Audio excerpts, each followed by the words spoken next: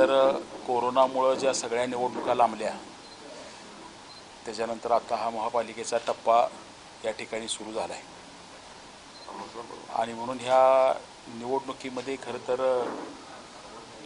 जनस्वराज्य शक्ती पक्ष म्हणून काय नेमकं सुरू आहे, काय लोकभावना आहे, काय घडामोडी होत आहे, या सगळ्या विषयाकडे आम्ही थोडंसं बारीक लक्ष देऊन त्या ठिकाणी होतो आणि मग एक वेगवेगळ्या प्रकारच्या चर्चा प्रामुख्यानं घडणाऱ्या घडामोडींचा विचार करत असताना जनस्वराज्य शक्तीनं ह्या शहरासाठी या निवडणुकीत उतरलं पाहिजे अशा प्रकारची आमची भूमिका झाली आणि म्हणून आम्ही थोडंसं उशिरा खरं तर ह्या निवडणुकीच्या रिंगणामध्ये आज त्या ठिकाणी प्रवेश केला आहे.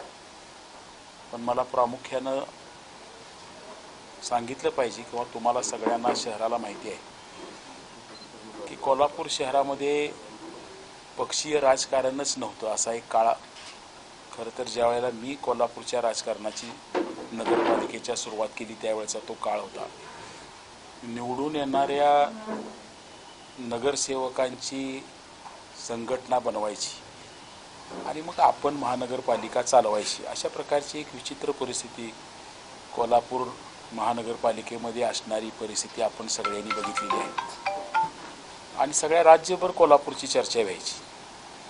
2 महिन्याचा महापौर, 3 महिन्याचा महापौर, अशा अनेक घटना ज्या लोकशाहीमध्ये खरं तर एका विचित्र पद्धतीनं बघितल्या जायच्या आणि त्या काळामध्ये एक विचार नगरसेवकांना देणारा पक्ष असला पाहिजे, लोकांची अकाउंटेबिलिटी त्या पक्षाबरोबर असली पाहिजे.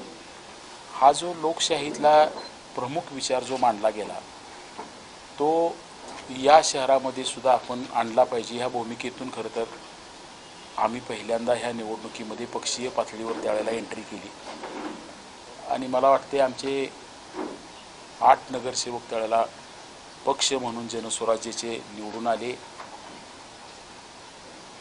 आम्हाला मेजॉरिटी सुरुवातीच्या काळामध्ये त्या ठिकाणी मिळाली नाही, परंतु जो विचार आपण हातात घेतला आहे तो पूर्णपणे करायचा ह्या दृष्टिकोनातून खरं तर आम्ही आमची भूमिका ह्या शहरामध्ये राष्ट्रवादी त्यावेळेला आमच्याबरोबर होतं, मुश्रीफ साहेब माझ्याबरोबर होते, मला वाटते महाडिक आणि बंटी साहेब त्यावेळेला एकत्र होते आमच्या विरोधात. अशा एका काळामध्ये खरं तर ती सुरुवात झाल्याचा काळ आणि त्यातनं आम्ही एक वळण देण्याचा प्रयत्न केला आणि हा संघर्ष चालू केला. कोल्हापूरमध्ये बदलच होणार नाही असं वाटायचं आणि त्यावेळेला पहिल्यांदा आम्ही सई खराडींनी राजीनामा देऊ नये अशा प्रकारची भूमिका घेतली. आम्ही तुम्हाला पाठिंबा देतो आणि तुम्ही आमच्या विचाराबरोबर कोल्हापूर महानगरपालिकेचं हे राजकारण पुढं करावं, विचारधारा घ्यावी अशा प्रकारची एक सुरुवात खरं तर त्यावेळेला झाल्याचा काळ तुमच्या डोळ्यासमोर येत असेल. आणि मला आठवते की हे झालं राजकारण, पण मी कधी राजकारण म्हणून फक्त बघत नव्हतो. मी कोल्हापूरसाठी आपण काय करू शकतो या दृष्टीने सातत्यानं सकारात्मक विचार त्या ठिकाणी मांडायचा प्रयत्न करत होतो.